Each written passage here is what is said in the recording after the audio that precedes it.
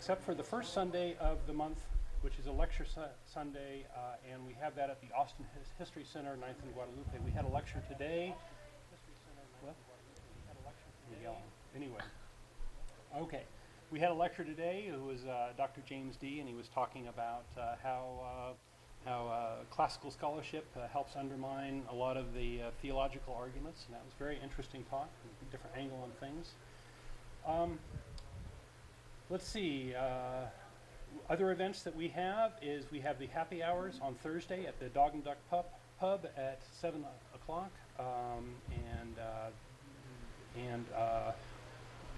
after the show, we have dinner at Threadgill's. You're welcome to come down after the show tonight. We'll be there around 6:30, and we welcome atheists and atheist-friendly folks to come down and chat with us and visit. There's a note. There's a note? Okay, I'm going through Tracie's mic. My mic's not working. Okay, well, I guess I should speak this way. So you guys can figure that out. Let's see. Let's see. We also have an internet audio show called the Nonprofits, and that is emerging from its hiatus. It's been on off the air most of the summer, and they're starting again this month. And they've already had one show. I think it was posted this week, and they're going to continue that by the end of the month. Get back on a regular schedule. You can find out all sorts of information about our group and website on our website and at atheist-community.org. There you'll find a calendar, online forums, and a frequently asked questions page, and you can find out what all we're doing. We have a couple of the special events coming up. We have the Bat Cruise coming up, let's see, September 25th, the end of the month, and this is a day of, we're all set? We think we're all set? Okay. The Bat Cruise is centered around an event where we all go out on a boat. Austin has one of the largest urban bat colonies in the world, and we all go out on a boat and check it out and watch the bats emerge from under the South Congress Bridge. But we've turned that into a bigger day of events where we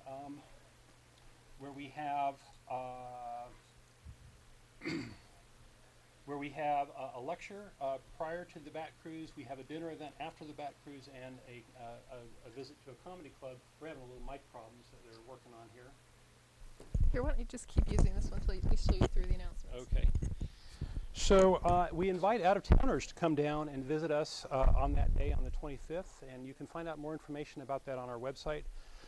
Another big event coming up is the Texas Free Thought Convention, which is up in Irving, Texas, which is near the Dallas-Fort Worth airport. That'll be October 8th through 10th, and that's an event where a lot of the groups around Texas come and have a confab. There's lectures and events and get-to-know-you things and networking among the various groups within Texas. And so that would be a great event if you live within Texas to come check out, and we'll have quite a number of folks from the ACA there. Let's see. Okay, I think that's it for special announcements. I don't know if we've got the mic problems fixed, but I'm going to try to give this back. Okay. So how are you doing today, Tracie? Doing well, thank you. Good. Well, most people won't miss the announcements because we have a lot of folks that watch gotta do your bars. All the bars. Yeah. Yeah. And let's see, so today I brought in some material for Symphony of Science and some videos and a little bit of material off the website. Symphony of Science is a website. The address is www.symphonyofscience.com, so it's just like it sounds. Actually, I'm thinking it might be org, but you'd have to check. I've got com down here, but it doesn't sound right. The site was created by John Boswell. He's the head musician and producer behind the Symphony of Science videos. And it's a series of videos that I selected to talk about today because they highlight kind of what makes science interesting. And he uses famous scientists and speakers to talk about science. He takes clips that highlight what makes them interested in science and what they find fascinating about it, and brief explanations of certain scientific ideas, and he auto-tuned them to go with music that he produced. And what I like about it specifically is that it's just really well done. Mm-hmm. So in the world of auto-tuning videos, this is a little bit above the normal thing that you would find just sitting on YouTube. This guy is actually, clearly put a lot of effort into this, is clearly good at what he does, and musically inclined. And so I just wanted to read a little bit off of what he says about why he did the project and the history of the project, and then we'll show a few of the videos that he's produced and has on the site. Sounds good. The goal of the project, he says, is to bring scientific knowledge and philosophy to the public in a novel way through the medium of music. Science and music are two passions of his, and he aims to combine them in a way that's intended to bring a meaningful message to listeners while simultaneously providing an enjoyable musical experience. The project owes its existence in large measure to the work of Carl Sagan, Ann Durian, Steve Soter, and the production of the old series Cosmos, which I remember when I was younger. I grew up on Cosmos. Yeah, it was like, it really sort of made science wonderful and fun and interesting. It Right. really was a very captivating thing. And I think Carl Sagan did a great service to the world with that series and his writings. He did, yeah, I agree. I think just about everybody loved Carl Sagan. Mm-hmm. And let's see, Boswell himself says he began to experiment with production and composition in high school. Took a strong interest in music theory and electronic music. The hobby grew through college, where he quickly developed a love for science and philosophy and gradually gathered better musical equipment and experience. Inspiration from the Gregory Brothers, DJ Steve Porter, coupled with his experience remixing composition and auto-tune, led to experiments with remixing scientists, culminating in Carl Sagan's A Glorious Dawn in the fall of 2009, which is one of the videos we're going to look at. Okay. This first video's highly positive reception provided motivation to elaborate on the theme of remixing scientists, which spawned the Symphony of Science project. The second video, We Are All Connected, was released in October 2009 on the heels of Glorious Dawn, and we're also probably going to look at that one if we have time. Okay. The current state of the project is that he's now produced 6 full-length music videos, expanded to include and rely on more input from the community and collaborations with peers. Since its launch in fall of 2009, Symphony of Science has been featured on NPR, Wired, The Scientist, Attack of the Show, Skeptic's Guide to the Universe, Bad Astronomy, Coast to Coast AM, The Examiner, Net at Night, and many more radio shows, magazines, and websites. The videos have attracted over 8 million views online. Almost everything on the site is provided for free, and if you like what you see, you can contribute to the site or stay in touch through email updates that are offered through the site. That's excellent. And you've gotten permission to show these, I right? did. I wrote to John Boswell, and he said that was absolutely fine to good, show as much as we wanted. Okay. And additionally, I want to add that as an atheist, I think this is particularly important because a lot of people seem to have the idea that a universe without a God is somehow uninteresting or not fascinating, and they don't understand how Right. you can have any kind of a sense of awe at how nature works. And yet the weird thing about it is that from a theistic standpoint, it's that awe of nature that makes them think there's a God. So basically they're saying, nature is so awesomely incredible that it can't do what I see it doing. And so there must be some magic behind it because it's just that amazing. But atheists have these feelings too. I mean, Right. atheists have a sense of wonderment. We've called it, right? Absolutely. We are excited and fascinated by the universe and how beautiful and intricate Right. and all that. And so we have those same feelings. We just attribute them differently. Right? Yeah, and I think the videos show that that knowledge and understanding doesn't detract from the amazing nature of nature. Mm-hmm. So, do you want to show? Yeah. Without further ado, let's. We Are All Connected. I'd like to get that queued up if we can. Can we play that one? Hopefully. We're having some technical No difficulties. AC, mic trouble. We've got Like, we got give us the heat video. on in this place today, and we're all burning up in here, Please, please. among other things. We need to pray to reason. Pray to reason. And now if it doesn't work, they'll say, "Oh, see, it's because you don't believe." That's right. It's always that. But we'll thwart it anyway because you brought other topic material. Well, not really. Well, you have other stuff to talk about anyway. Okay. Well, that was pretty wonderful. Yeah, I think so. So there are a couple of my heroes in there. Carl Sagan, of course, Yeah, but, yeah. but Neil deGrasse Tyson, who seems to have picked up Carl Sagan's mantle as the popularist of Sure. science. And I forgot that even Bill Nye was in there, and yeah. they have another one that's on the site that has Jane Goodall. I mean, they're just loaded with really intelligent people that had a lot of positive and interesting things to say. I like the message of the video, the idea of the connectivity, and also what's really interesting to me is how things like math and science are universal for people. I mean, it doesn't matter where you are. Yeah. You know, gravity is gravity, physics is physics. It doesn't matter where you live, who you are, and there's not this kind of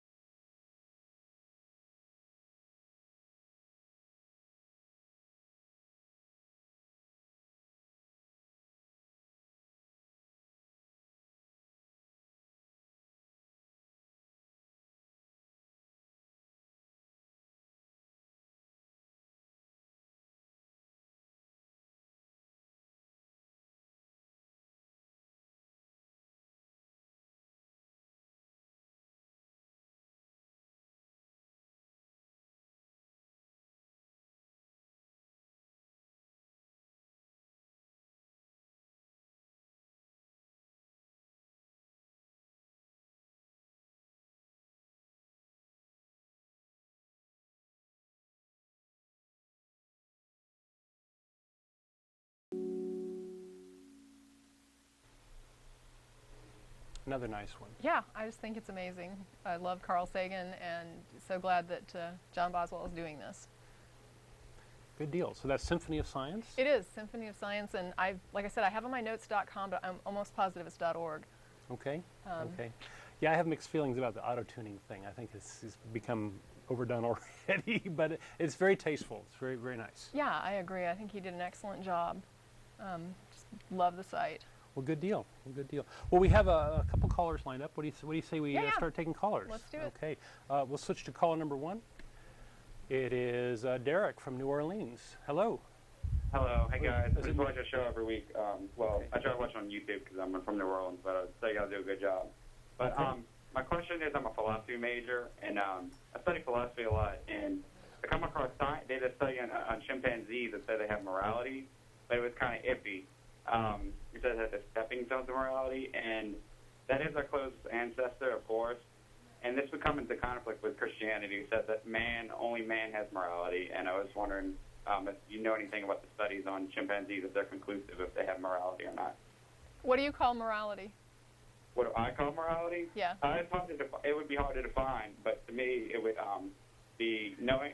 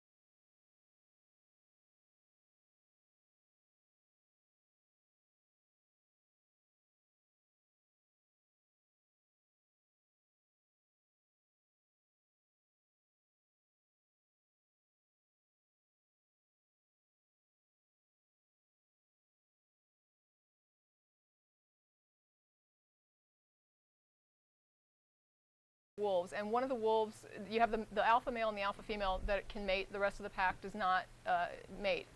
So when they were out hunting, there was one male that stayed behind. He tried to mate with the alpha female, and when the pack came back and caught him, they attacked him, but they just sort of let it at that. So it was sort of like a warning, I guess you'd call it. Okay. After this particular study, it was what it was. They had one monkey in one cage and one monkey in the other. One monkey was chained up to electricity wires.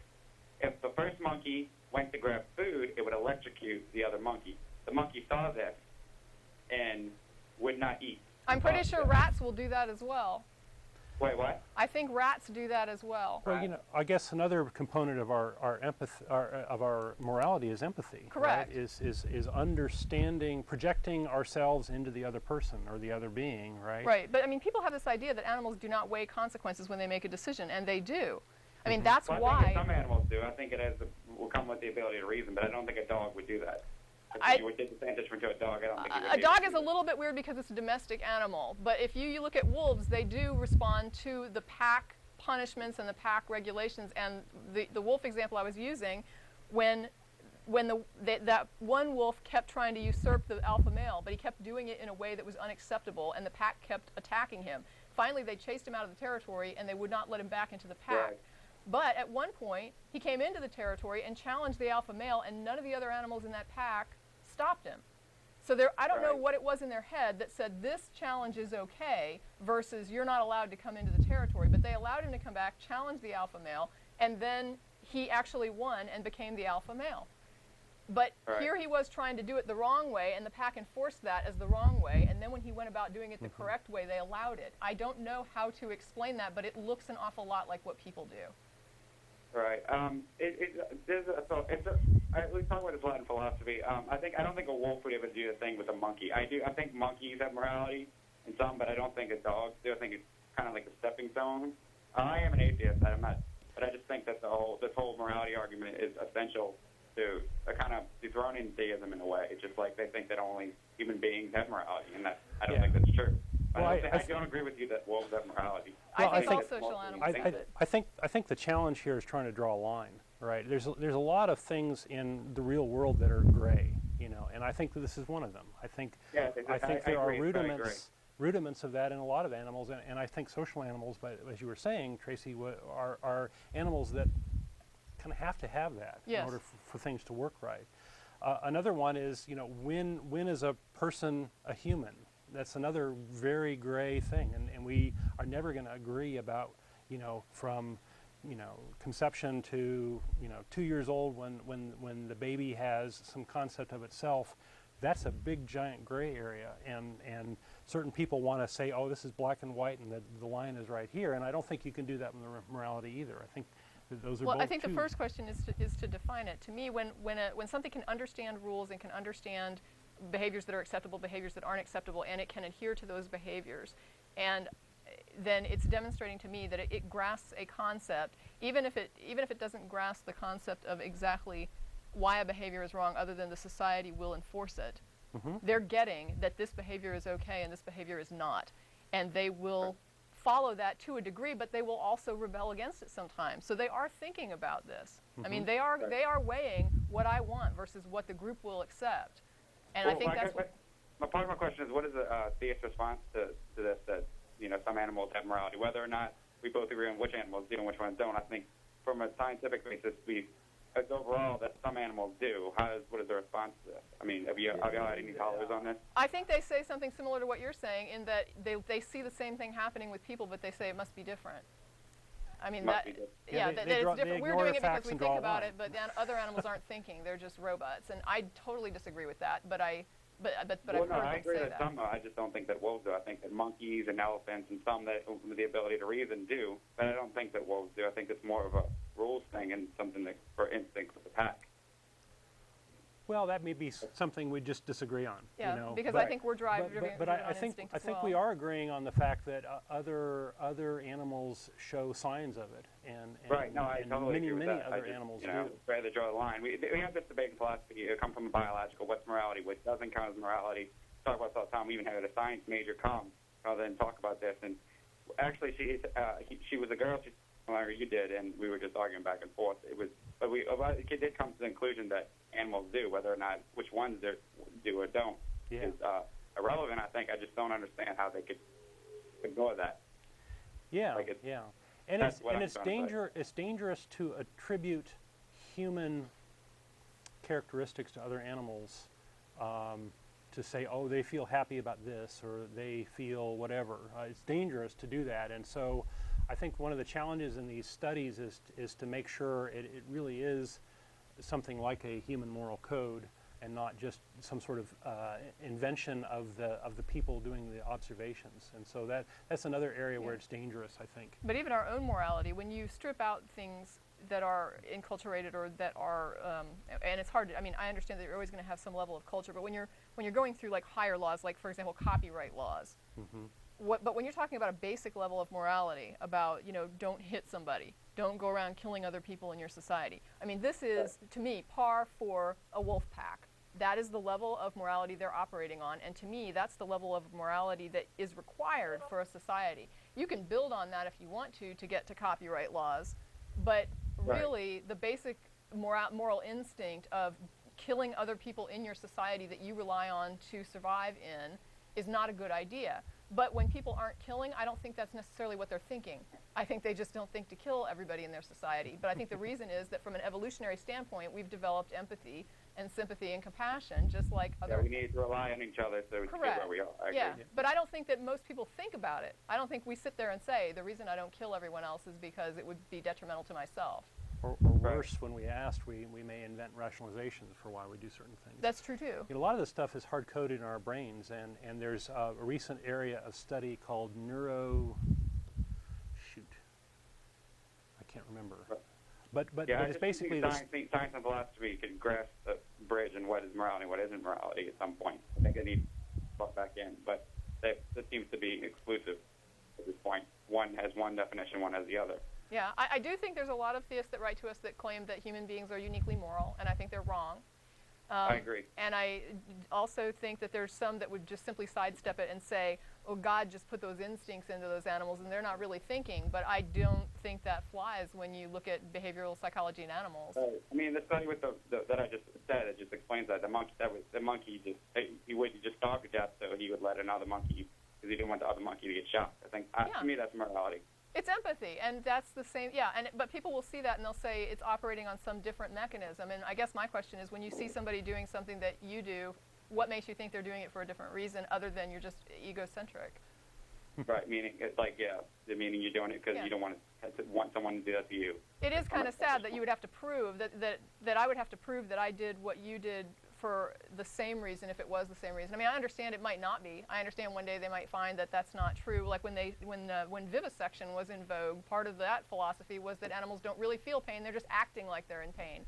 And I mean, when you're seeing an animal crying and screaming and flailing, to sit there and say, yeah, it's acting like I would act if I was in pain, but there's no proof that it's in pain, so therefore it's not. It's like, well, the demonstration should make you assume that this is what you would be doing for a similar reason until and then when you demonstrate, I think you go with like and like, and then you try to demonstrate otherwise. But to just make the assumption that this can't possibly be real pain because it's not like me, I don't know where that comes from. Seems cruel to me. It is cruel. Yeah. Anything else, Derrick? I would like anything else. I just like question y'all if the Grand Design came out, if y'all would one of y'all would read that and just if y'all have some reviews on it, but nothing on. I'm not familiar with it. Well, I haven't read it yet. I think that's Hawking's new book. Oh, okay. Yeah. Okay. Yeah, Stephen Hawking's book is supposed to be a big deal. I haven't read it yet. I'm going to get to it, but I think if y'all did a show on it, that would be really cool. But Okay. We'll take that as a suggestion. Thank you very much, Derrick. Thank you. All right. Bye. Okay, drop. I think I dropped it. Uh-oh. There we go. So, you want to move on to another caller? Well, yeah. Okay. Let's take Jeffrey in Rochester, New York. I think it's Jeffy. Jeffy. Okay. Hey, Jeffy. What's up? Yes, it is Jesse, first of all. Anyway, I just wanted to ask, I've been meaning to call in for a while, but I really wanted to ask a question that I hadn't heard discussed on here so we don't, revisit old ground. Okay, go for it. And really I wanted to ask about the Eastern religions, in particular Daoism. I read the Tao Te Ching recently, and I understand that there are there are Taoists, there are a sect of Taoists who have deified Lao Tzu and turned him into kind of a Buddha figure. But as I understand it, those people are very much in the minority. So what I really want to know is, do you guys see this as a religion? Because when I look at these books, other than the use of some ambiguous words like heaven, which in certain contexts might just be interpreted as the universe, I don't see any claims of supernatural or the existence of some kind of deity or anything that the Western mind would perceive as religious. And I want to make it clear, too, I am an atheist. I'm just reading this, and I wanted some, feedback on that. I just think it's a philosophy of efficiency. That's how I see it. That's pretty much where I was. But these Eastern religions don't really get touched on much in conversations among atheists. I actually did a show on it. If you go back through the archives, there's a show on Daoism. Okay. Yeah, and I agree. I think it's a beautifully it's a beautiful way of looking at the world in an extremely efficient way of saying that it's easier to work with a flow than fight against it. And I totally agree that when and I think I used an example of a counterweight. Instead of trying to lift a rock, use a counterweight, and that's kind of the philosophy. Right. Yeah. Yeah. I've always said the Eastern religions, the difference between those and, say, the Abrahamic religions is instead of telling you what to think, they're kind of teaching you how to think. Yeah, it's just a way of looking at the world. Yeah, I agree. Yeah, there's a whole deeper question of here, what makes a religion? I'm not sure I'm actually qualified to answer that, but certainly the Western religions are focused deistic. on a monotheism and these sorts of things. I guess some of these Far Eastern religions are more of a introspective. Even the Buddhist sections that deal with spirits or gods, they're always sort of an irrelevancy. I mean, they may play some part or something, but they're never really central to the religion itself or to the belief system. Right. Yeah. Mm-hmm. Anything else, Jesse? I think that's about it. Okay, you picked the right week because Tracie is probably our resident expert on that. So. About that. All right, well, I'll look through the archives. Thanks a lot. I appreciate it. Thank you. All right, bye. Bye. Did you want to chat or did you want to do videos or what See if I can make that work finally. You did. Well, you had a chat thing. Well, we had a chat thing. We this last couple of weeks we've had some kind of strange stuff going on. We've had a bunch of people protesting a potential mosque in New York. We've had some guy in Florida, I think it was, Gainesville, trying to burn Korans. Yep. And I think maybe the atheists ought to weigh in on that and just say what we feel about it, right? Yeah, and that's tough because on my Facebook page, there's a lot of atheists that have been weighing in, and there's a lot of disagreement. Oh yeah. Okay. So we can't claim to speak for all atheists. Yeah, no, I wouldn't dream of speaking for all these people that I know would vehemently disagree with me. So yeah. But we talked a little bit about this ahead of time, and I think we both came to the conclusion that at least the Quran burning thing was kind of silly. Yeah. Right. It's certainly within the First Amendment rights of this church to do that. I guess at the end of the day they didn't do it. Right. They backed out. But and I understand the Phelps family was really upset about this whole Quran burning thing because when they tried to do it, they didn't get nearly the publicity. And it seems like that's what the whole purpose is publicity and having a little childish temper tantrum. And, it is. And by inflating this into this giant thing, we're just giving way too much attention to childish behavior. Yeah, I mean, from a pure publicity standpoint, sometimes the simplest ideas are what goes wild. And I was so amazed. I mean, even if he just stumbled on it I don't know if he had any inkling that it was going to get this big, but if you couldn't hire a marketing firm to guarantee you the level of publicity that he generated with this one thing, not even advocating or calling for a ban, but just as a demonstration burning the book. And man, he got worldwide attention. I could not believe that. Yeah, I don't know what it is maybe the zeitgeist of our culture is this way, or then there's a slow news day and they just decided just to jump on that because the news media seems to focus on one thing to the exclusion of everything else occasionally, right? It was very strange. It was very strange. So yeah, we both agree he got too much attention. But he was also trying to say, oh, well, I won't do it if you guys don't do this mosque in New York. And it's like, well, it's just a bizarre battle of ideas. I mean, it was such a bizarre battle of ideas. And what was funny is they were holding each other almost hostage by consent. Because when you do something, I can either get offended by it or laugh at it or just not even, or ignore it, whatever I want. My reaction to that, I can look at that and say, you know, am I going to let this get to me? No, I'm not. And it was the fact that they agreed to be offended. So it's like, I'm going to be offended if you burn this book. I'm going to be offended if you build this building. Mommy, Jimmy's staring at me. Right, and it's like, you really can disregard it, but you're choosing not to. And so he's got you by, you know, the proverbial balls because you are letting him get the reaction that he wants. That's what blows my mind. And you see these people who are just like hopping to let somebody else control them.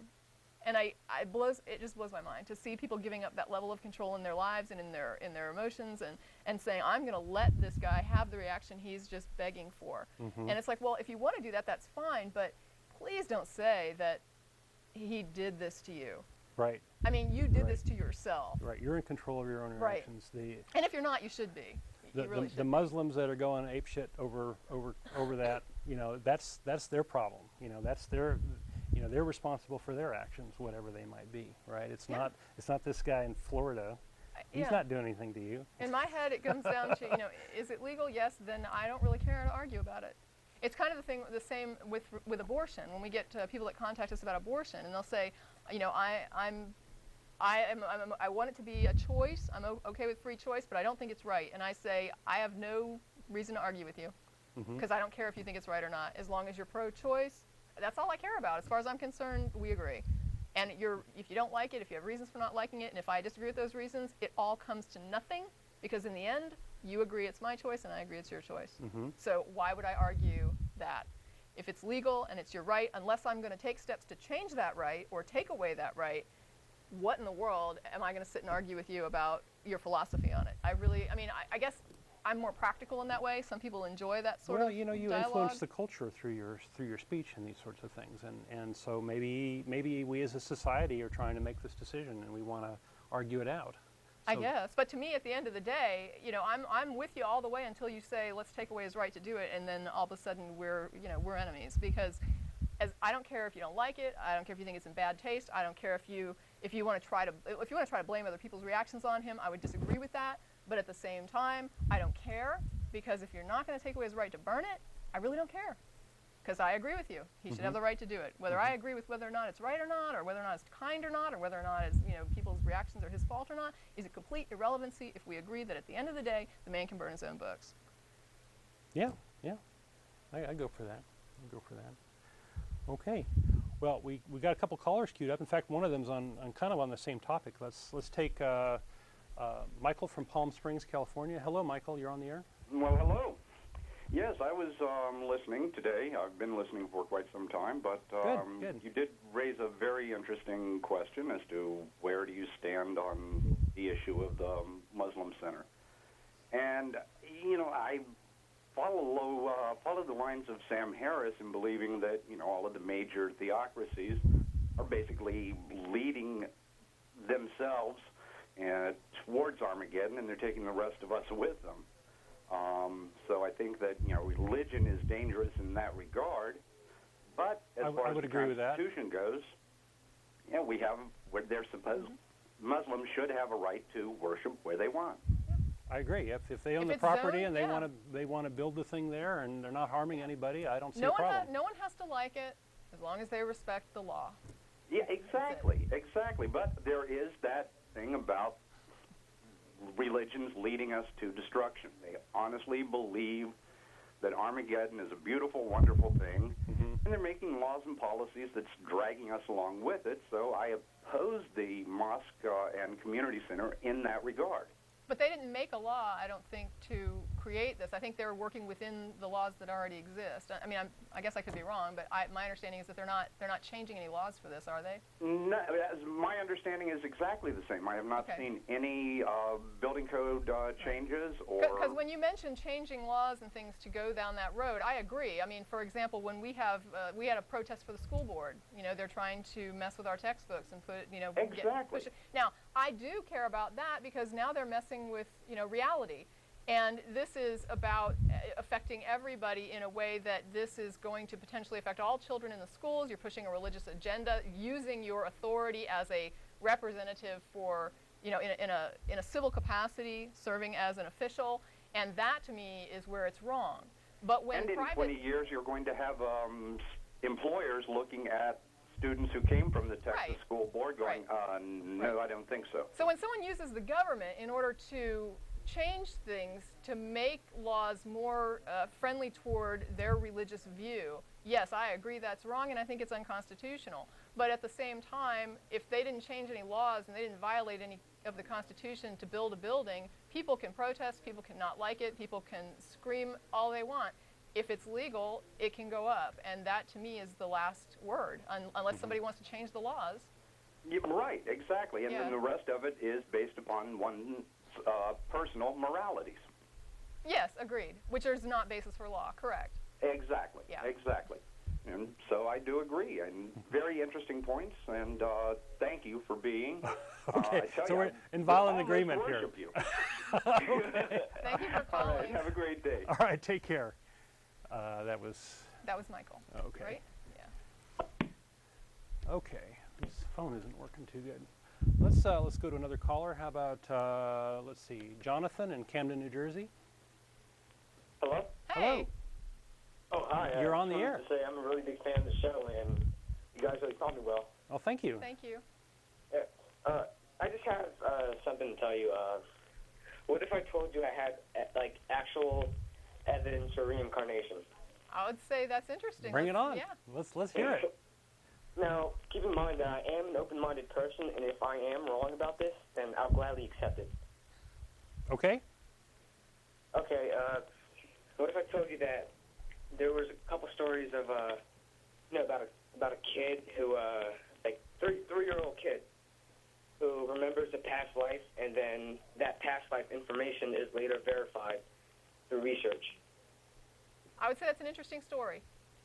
Yeah, because I have watched a couple documentaries about reincarnation, and they talk about how this kid is obsessed with airplanes and how he was a Marine a long time ago fighting the Japanese, and he remembers everything in the past, and that information about the past is later verified. And we know that nobody coached this child. Huh? Well, You're getting this third or fourth hand. Right, this is a story of a story. Basically, you said you have evidence, and I'm saying, do we have evidence beyond a story of a story? Oh, if this is true or not? Yeah.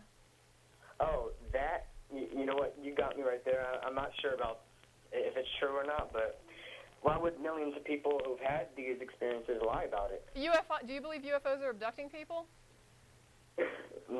Well, in a way, kind of. I don't have enough evidence to believe that. I see what you're going with this. Okay. And, yes, you know what, I have to accept that, yeah.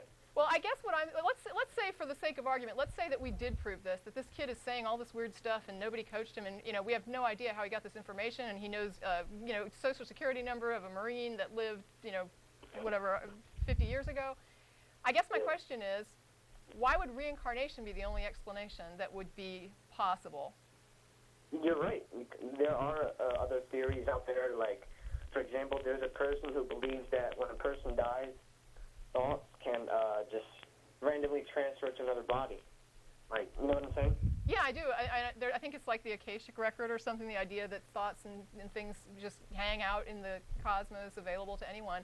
And also you have the idea of people that say they channel other things and spirits and stuff like that. You've got the Christian concepts like demons that could be possessing this child.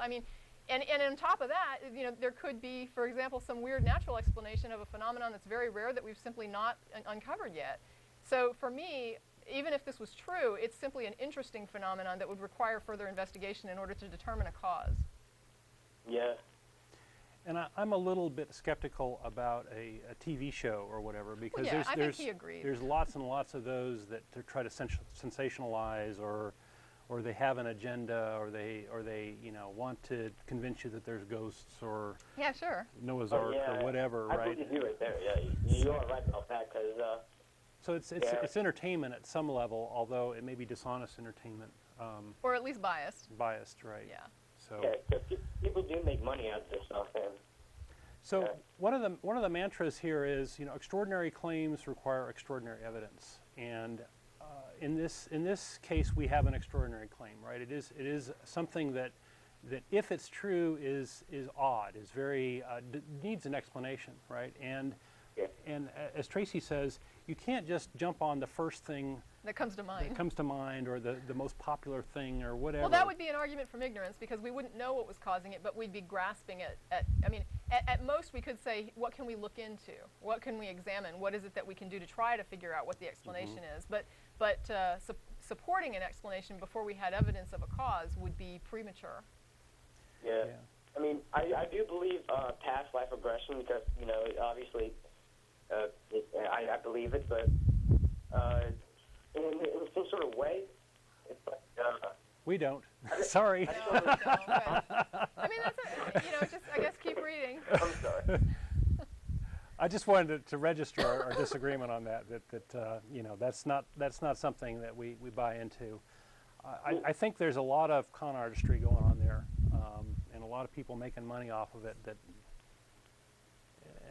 other thing, though, is there's something called the Forer effect, F-O-R-E-R, where if you give people horoscopes that are given out to crowds of people, they will say that these horoscopes rate very highly in describing them personally. So sometimes we tend to hear a thing and say, this person said this, and oh, it relates to this thing over here, but really it's not that specific, and we just tend to make that leap because we draw connections and meaning between symbols and between information as human beings. That's just something we're very, maybe a little too good at for our own good. Yeah, we're also wired for stories, right? We want to hear a narrative, and I think that's part of the reason why the Bible is such a powerful meme or tool. Why we would put those books together and say it's a coherent story? Yeah. Don't get me wrong, I don't even believe in the Bible even one. Right. Yeah. But it's a powerful thing, right? And to come up with a story about your past, it plays on people's need to feel special, and it's interesting, and it makes people feel I don't know, more connected to the universe or whatever, and it's a powerful thing, powerful magic. It is. Although there's no magic there, I don't think. So that's how I was when I was a Christian. Like I was so I was like really undenial. I was in denial. Like I didn't want to believe that Christianity was nothing more than people just writing books, like the claims that have no evidence to support them. The thing to remember is that don't believe somebody that's telling you that you need to be coerced into believing a thing before it's demonstrated as true. If they haven't demonstrated to you it's true, don't be afraid of the threats of hellfire. If somebody can't even show you that they're, until after they're showing you there could even be any merit to it, don't be concerned about it any more than you would be concerned about aliens abducting you. Just because people say that it's happening to them. I mean, certainly anyone could say, aren't you concerned aliens will come and get you in your sleep? Why aren't you reading up on this? It's because I'm not convinced that it's true. When you convince me that it's true, then I'll worry about whether or not I'm on the abduction list. But until then, I'm not concerned about that. I'm not concerned about your hell. I'm not concerned about, your curses or whatever. It doesn't concern me. Okay. Anything else, Jonathan? Yeah, I just have another question. Okay. Like I've asked the guy who put me online this question. When are you gonna put your show in different states? We're on the internet now. You can watch us. We can watch us live on the internet. So well, he is, I think, right? I mean, where's he at? Oh, okay. You're doing that now. Duh. But okay. no, it's probably I don't know what I don't think there's any plans for syndication or anything like that. But this is something we talk about occasionally, and it's something that's a bit complex. We're a nonprofit organization of all volunteers, and it's working now. It's worked for 12 years, and we hope it'll work for another 20 years. And we're on Ustream. And we'll have to see where it goes. It's a fun ride right now. All right. Well, thank you. I have another question. Oh, Let's make it quick, Jonathan. We've got some other callers. All right. What do you do with people who just deny evidence? I'm talking about someone, but I don't want to mention their name. Okay. It's like no matter how much evidence you throw in their face, they won't believe it. What do you mean? What do you do with those people? Like, do we put them in camps? Or, I mean, no, a person like that, you have to realize that when somebody denies reality in order to adhere to a belief, you're dealing with an unreasonable person. And if you can't reason with that person, I don't know what you can do. So the best thing you can do is save your own life by saving your own time, by not devoting time to arguing with a person that you have seen demonstrated does not care whether or not their beliefs align with reality. Yeah, I mean, that's what I like to do. I like to, educate people, like Sure. the Atheist Experience. I just like to let them know that their beliefs might be false. I mean, I can't believe they're not open-minded. Well, indoctrination does two things, though. First of all, it teaches you something, and second of all, it teaches you to make that something impervious to criticism. So there's like a two-level thing there. So you've got the belief, and then on top of that belief, you've got the apologetic indoctrination that says this is impervious to criticism. And so if someone tells you something that makes you doubt your belief, that person is Satan talking to you, or they're wrong, this can't be right, because everything in reality has to align with the Word of God. If the evidence shows the earth is, 4 billion years old, but really the Bible says it's 6 or 10,000 years old, well, then they're wrong, and one day they'll find that it's really 10,000 years old. So right now I'm ignoring that evidence because it doesn't align with the Bible, which I know is real. So they don't adjust their beliefs based on evidence. They just disregard the evidence that doesn't align with their belief because they're already convinced the belief is true because that was what was put into their head when they were an infant. In other words, you're closed-minded. They never had an opportunity to come to that belief through real criticism and thought and thinking. It was put there before they had an opportunity to criticize it, and protections were put in place in their minds to protect that belief from later run-ins with reality. Well, I couldn't agree with you more. Yeah. Okay. All right, Jonathan. Well, thank you. Thank you for your call. Thank you. Thank you. Bye. Bye. I guess my advice to somebody who wants to debate is basically use the time debating learning yourself and learning how to structure arguments and when to Right. when to give in, when to call their bluff, these sorts of things, and when it's no longer a learning experience for you, then you can move on. Sure. Okay, let's go on to Dan in Hilton, New York. We've got a lot of New York and New Jersey folks do. calling. Hello, welcome.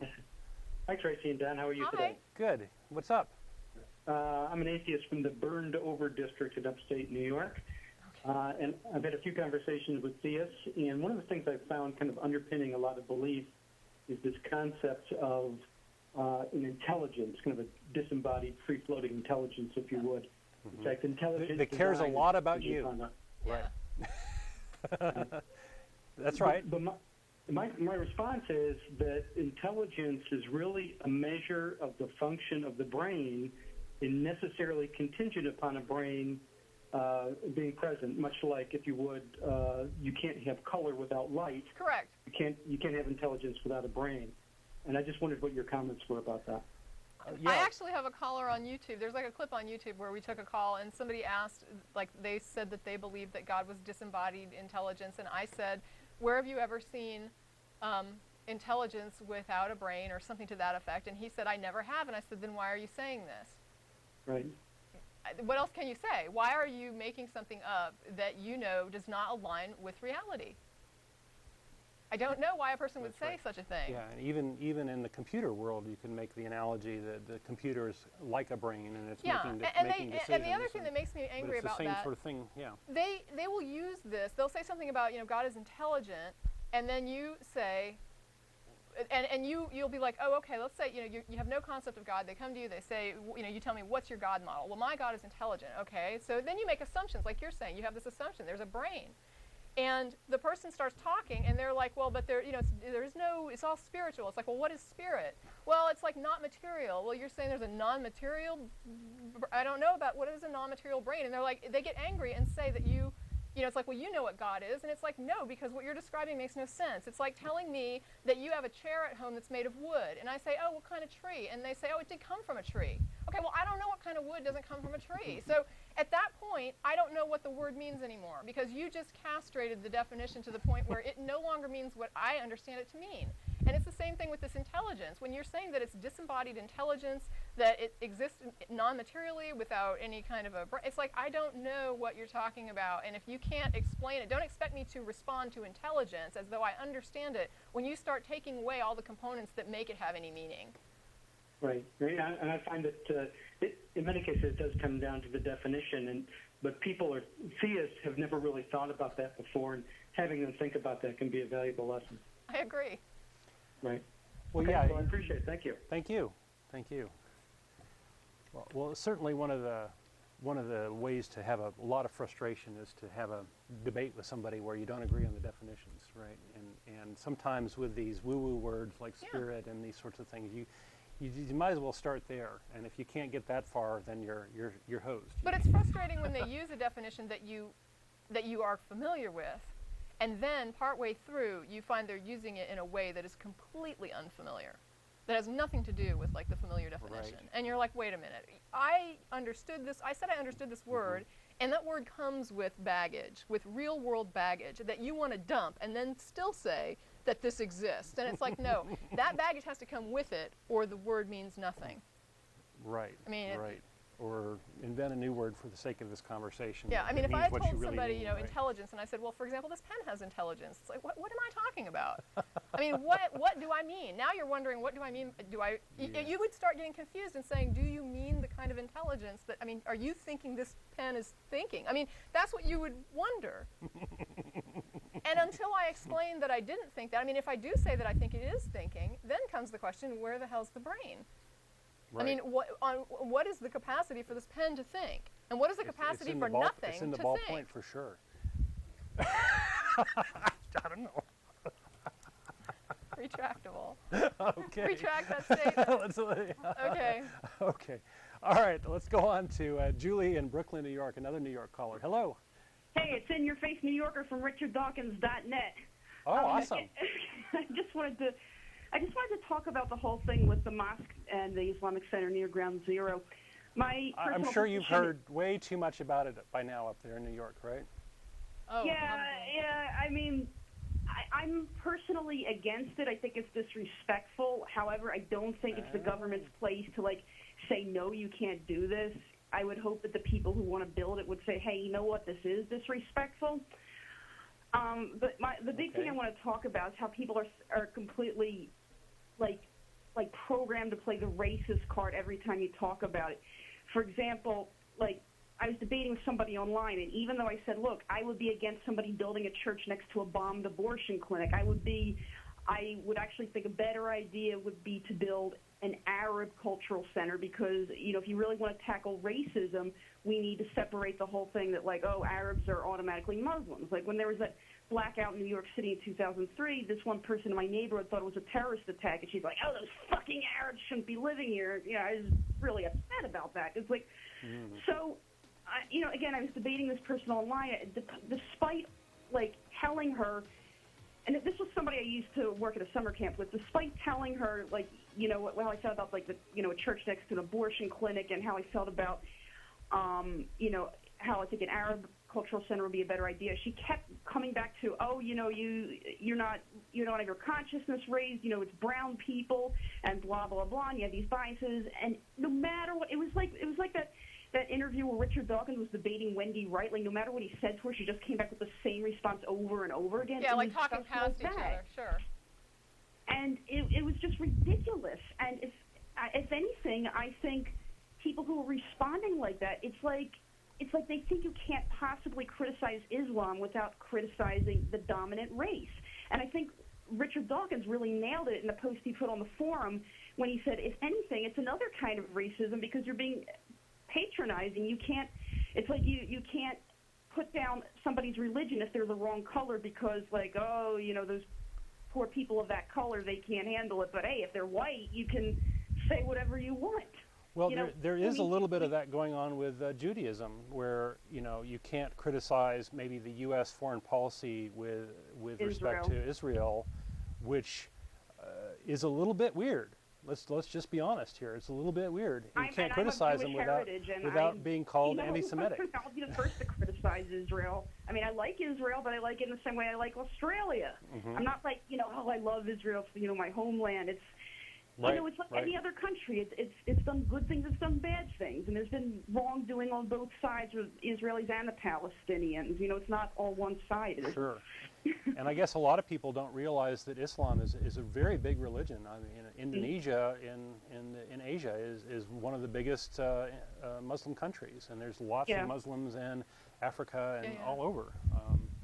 So, yeah, a lot of diversity there that we're not sort of admitting Well, to. and I think it is a little bit sad because I think what muddies the waters is that a lot of times people who are racist glom on to things like this, and they do bring race into it. And it's an unfortunate thing because you can't have a higher level of dialogue when you have an idiot that keeps bringing it down to some weird, to either a racist or a violent level, and you're going, we're trying to talk about this here. Well, there's this whole xenophobic idea in our culture right now. Especially you see it with the immigrants, especially the illegal immigrants. Sure. And there's just a lot of these cards being played lately, and it's just kind of disconcerting. It's kind of sad. Yeah. That we in my mind we have this potential as a country to be a great country, and we're missing out on this potential. Well, what I found interesting to kind of clarify with your point, what I found interesting was that a lot of accusations were going around that nobody criticizes Christianity like this, which was kind of funny because when they set up the Quran burning, you saw loads of criticism against Christianity. But I mean, I'm looking at it and I'm going, wow, we get letters all the time saying, why do you always harp on Christianity over every other religion? You're just always slamming Christianity. and then when this, this stuff with the whatever they call it, the cultural center, the mosque, whatever, in New York, there was all these accusations that nobody's criticizing Christianity ever. Nobody ever holds Christianity account for violence, and I'm going, wow. I mean, only the Christians don't hold it to account for what it does. Everybody else does. I mean, we sure do. We sure do. Yeah. Yeah. So we're equal opportunity anti-theists. And the other thing is, like, this girl that I was debating with, she's like, oh, I have friends that are Muslims and they're all peaceful, and I'm like, yeah, they're peaceful people. It has nothing to do with their religion. It's because they're not fundamentalists. They're just cherry picking. Well, someone asked me, there was a poll, I think it was on Austin Klein's site at about.com, Atheism, and he had a question that was, is Islam a religion of peace or a religion of violence? And he just let people answer. And I posted a comment there, and I said, it's difficult to answer that because I don't know how to judge the religion. If I judge by the book, it's a religion of violence. If I judge by the majority of adherents, it's probably a religion of peace. If I judge by the news. If I judge by the adherents that actually do what the book says, then again, it's a religion of violence. So I don't know quite how to gauge it. Because what is the measure of a religion? Is it what most of the adherents do, or is it what most of the adherents say they should do? Because most of them, I think, whether they're moderate or not, will say the holy book is holy. Yeah, well, I think what it comes down to is what the book says. And it's like, me too. If this is what the Lord your God is saying, then who are you to change it? I mean, in some weird way, I have more respect for the fundamentalists. The Bible has a lot of that stuff in there, too. And I hold Christians to account for that. And the problem is, if you're not going to say that it's wrong, then as far as I'm concerned, you agree with it. Mm-hmm. Yeah. And it's like when Richard Dawkins says, what is the penalty for apostasy? What do you tell? And they just keep dodging the question. It's beautiful. That's a beautiful video. Yeah. Okay. Yeah. All right, Julie, anything else? I believe that's it. Okay. All right. Well, thank you Thank for you your very call. much for your call. Bye. Okay, that was 3 drop. Okay, we've got Matt from Greene, Ohio. Welcome, Matt. You're on the air. Oh, hello. Hello. Hey. Hey, I just wanted to say I'm a real big fan of your show, and I was watching, and a couple of callers back, I'm not sure how many, he was talking about reincarnation, and I don't believe in reincarnation, but I believe I have a most plausible theory of how that would occur. Okay, so let me get this straight. You don't believe in it, but you have a plausible He's doing a hypothetical. theory for why it might I'm work? agnostic to it. Okay, all right. All right, lay it on us. Go for it. Well, it's going to be hard to explain. That's all right. Take a deep breath and... a bit nervous. It's my first time calling in no anymore. problem, no problem. Just think we're in the room and we're just friends, just chit-chatting. We're all just people here. We're all just people. Well, I believe that after you die, it's the law of conservation of mass, so your atoms and energy are preserved and recycled. And eventually, though, albeit in a different form, it is possible that your non-living life could be recycled and somehow produced into living life. Okay. Well, I think at one sense it is, right? In the sense of energy in the physics sense, of heat Yeah. and light and these sorts of things, not the woo-woo psychic, Yeah, I mean, to say that crystal- somebody's crystal mind energy can sort somehow of thing. come back is a Right. little bit different, yeah. So yes, matter and energy are, we break down, the worms chew us up, Yeah. whatever, and we become part of our elements, and things become reused because we're sitting around and other living forms suck them up and use them. So in that sense, we are reincarnated. But you mean something more than that, right? You mean that our identities and our memories and these sorts of things are potentially preserved? No, not at all. Oh, okay. What I was getting at is that you don't necessarily retain your memories or any of that, but that you could, in essence, become alive again somehow. Well, in yeah, that it's like sense. you're materially recycled. Yeah. Okay. Yeah, I think you are. That's not too That controversial. you can, that you might regain some consciousness in some living form. Some of your atoms or whatever may go into this whole something notion that- of what is you, though, is I think the heart of the problem. Well, here, yeah, right? we're talking about a material existence, I think, not a mind. We're not talking about the brain concept of mind, right? Well, if you are the sum of every atom that's ever sort of been associated with your body, Right. then yes. But if you is something that we normally think of as an identity, Right. then no. Right? Are you with us there, or does that make yeah, sense? I agree with you. Okay. Yeah, then I think you're correct. I don't even think that's, like Don said, I don't even think that's controversial. I think you're correct. Oh, thank you.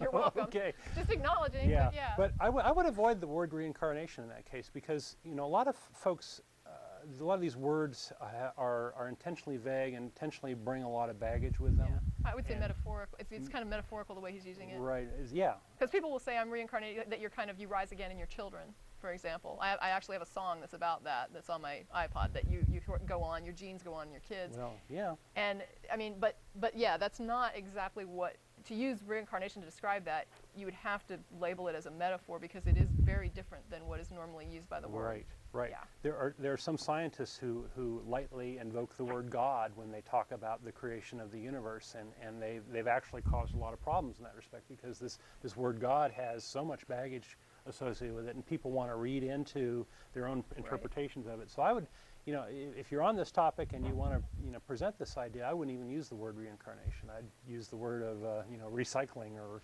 That's right. make Make it green. Green reincarnation. That's right. We were green before we knew it. Yeah. Okay. Anything else, Matt? Well, I would, but But I'm what? busy right now. Oh, you're busy. Okay. Okay. All right. We don't want to take up too much of your time. All right. Thanks for calling. Thanks for calling, man. All right. No problem. Bye. Bye. I don't know how to shut off the phone. There we go. Oh my gosh. Well, we can chat more. Or we can do more videos. Let's do another video. Run another video. You guys got a Just moment to do another video? roulette. Video roulette. Video roulette. You gonna let them pick it? Yeah. That could be dangerous. That's okay. They're all good. Okay, this is another video from Symphony of Science. Correct. Hopefully we haven't thrown our guys in the curveball. Nope. There they go.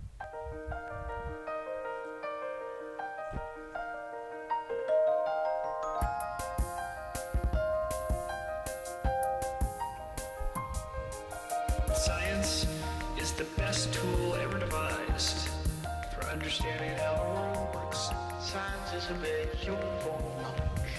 We are always at the brink of the known. Science is a collaborative enterprise spanning the generations. We remember those who prepared the way, seeing through them also. If you're scientifically literate, the world looks very different to you. And that understanding empowers you.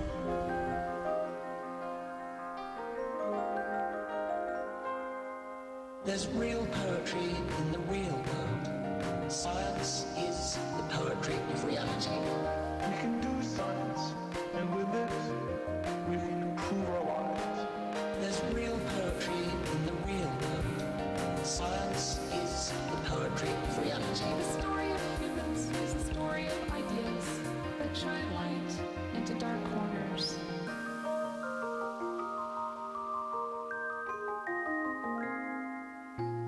Scientists love mysteries. They love not knowing. I don't feel frightened by not knowing things. I think it's much more interesting. There's a larger universal reality of which we are all a part. The further we probe into the universe, the more remarkable are the discoveries we make. The quest for the truth in and of itself is a story that's filled with insights.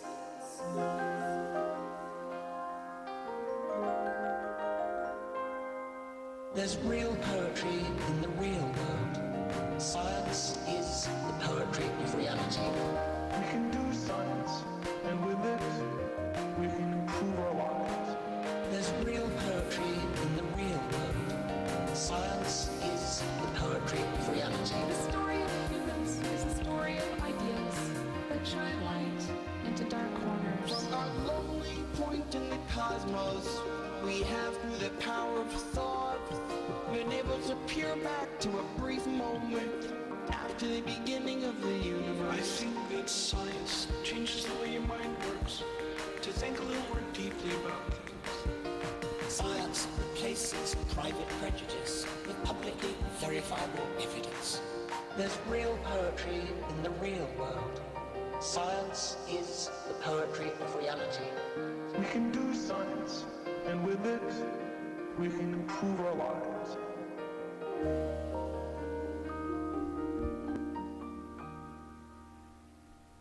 Okay, I saw itis.com. Okay, so itis.com. my notes were correct. Okay. One of the things I really liked in there was scientists are afraid of not afraid of not knowing. Right, I'm not afraid of not knowing. Yeah. And yeah, I like the poetry of reality too. There's real poetry in the real world. I mean, Okay. Yep. Doesn't get any better. Okay, that's awesome stuff. Okay, well, we got another caller. I want to remind our audience that after the show, in a few minutes, we're going to head over to Threadgill's tonight for dinner. And you are welcome to come down. If you're in the Austin area, come down and join us and have dinner with us. We often have as many as 20 or 30 people at the table there, and Threadgill's is great about accommodating us. And you can chat. I think I'll be there. I think Tracie will be there, and we have a lot of folks here in the audience. So come on down and chat with us. We'd enjoy meeting you. Okay, callers. Let's see. We got another caller, Simon from Grand Rapids, Michigan. You're on the air. Hey, I love those Symphony of Science videos, by the way. Good. They're nice, aren't they? One of the reasons I was calling is I watch the show a lot, and I notice a lot of people call in regarding issues of the nature of consciousness, and they often, it's like they're aware of kind of I guess what they call the hard problem of consciousness, like what David Chalmers, the philosophers, kind of put forward as an argument.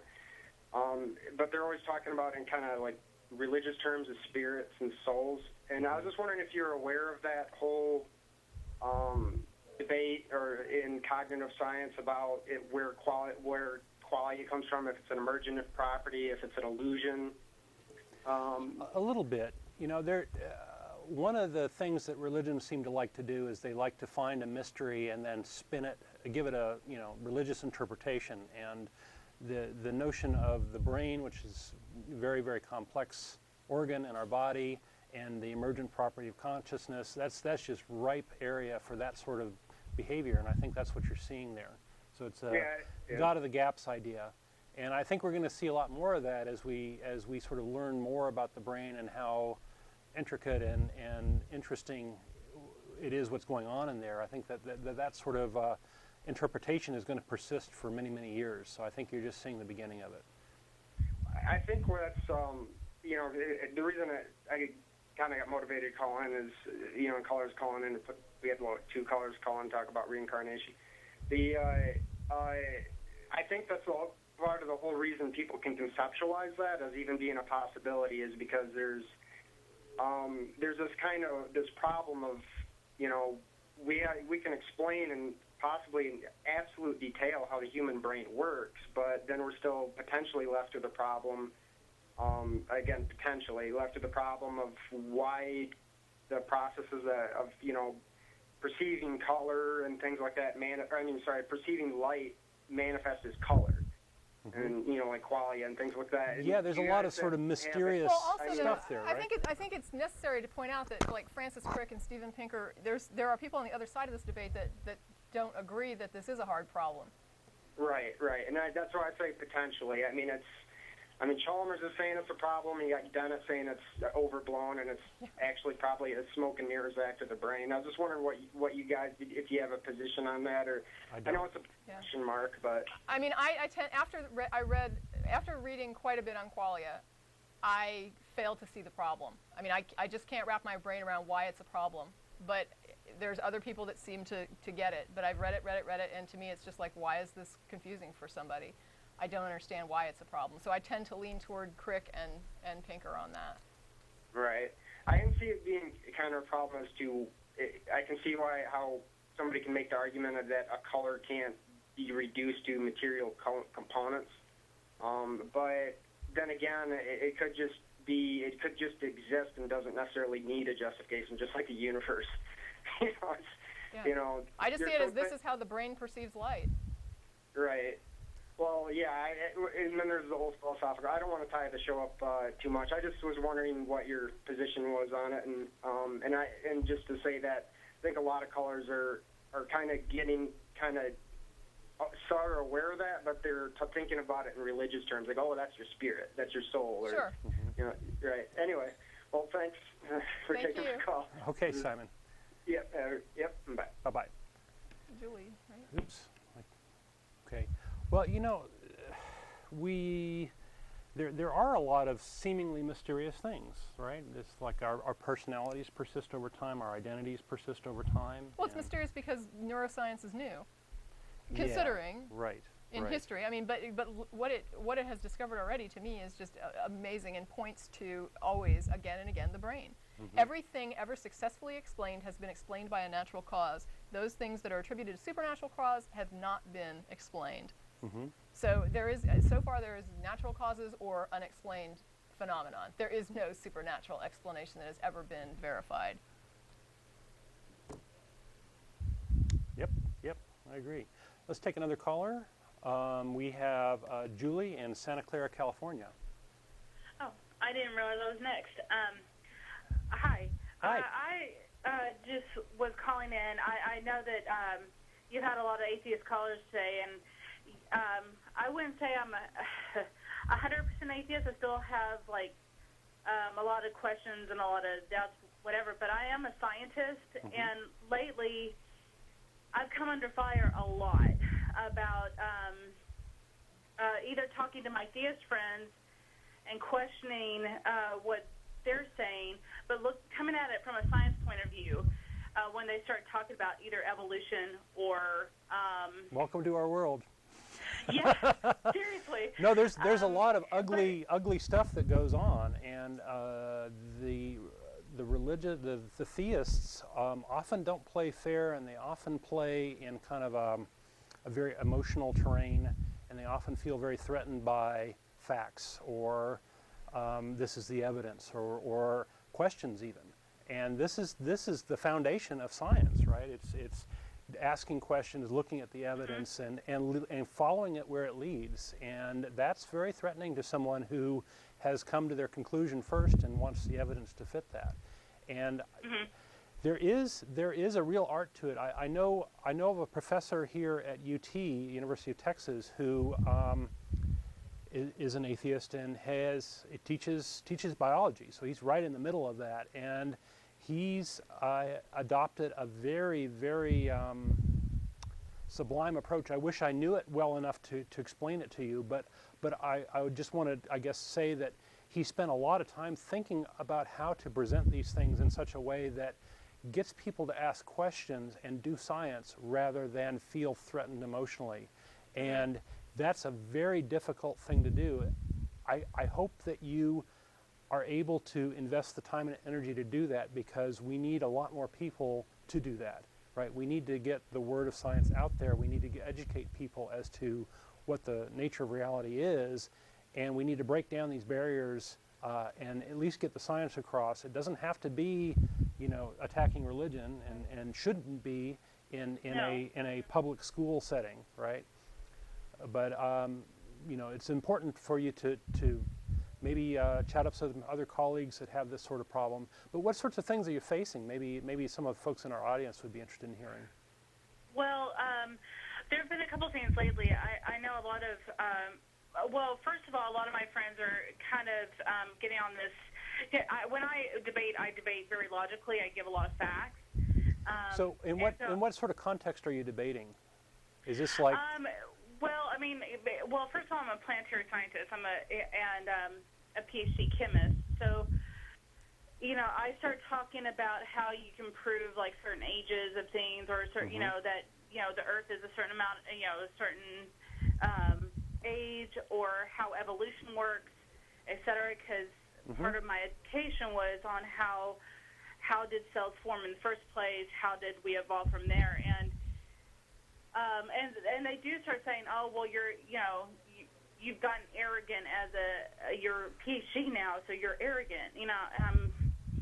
Well, there is this mantra here in the United States where don't go to college because you'll lose your faith, and right. It's the sort of it's the anti-intellectualism that we have going on in our cultures. You're elitist. Yeah, you're elitist. Yeah, it's sad. It's very sad. So, yeah, that's happened to me a lot. And another colleague of mine, where I work, he just gave his. In fact, I saw him post this on like Facebook or something, that he was giving a presentation about how religion in his science. But then again, if I had done the exact opposite, I probably would have kind of gotten torn apart a little bit. Yeah. Even though, I have friends who are in my same field. I'm a space scientist who believe Carl Sagan was not an atheist, and you just kind of have to laugh at them and go, okay, well, maybe you should read a little bit more. But yep. Well, I hate to do this to you, Julie, but we've run out of time. Hang on the line, though. If we got one other call, you can hang on. We can do a post show. We can. Well, we only have a minute. We only have a little. Well, we can't because we've got training afterwards. Oh, sorry. Sorry, Julie. Thank you for your call. Call again next week for the other callers on the line. Give us an email. Shoot us an email at tvs@atheistexperience.com or write us there. Thank you very much for your calls. Bye-bye.